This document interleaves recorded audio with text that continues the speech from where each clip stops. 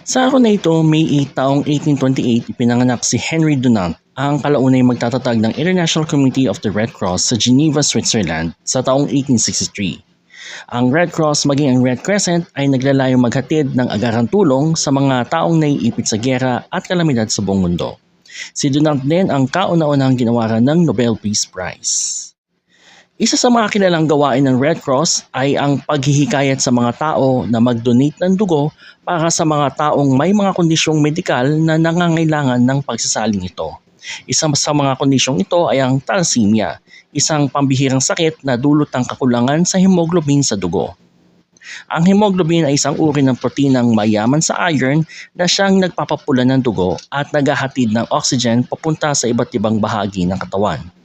Ang mga karaniwang sintomas ng thalassemia ay anemia, pagkahapo, panghihilo, pangangapos ng hininga, malalang impeksyon at pamamaga ng tiyan.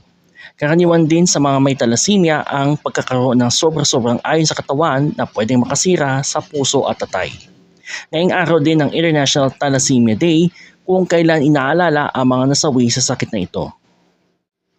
Ngayong araw din ng World Ovarian Cancer Day kung kailan inaalala ang mga biktima ng naturang sakit maging ang kanilang mga pamilya bukod sa pagpapalaganap ng kaalaman ukol dito.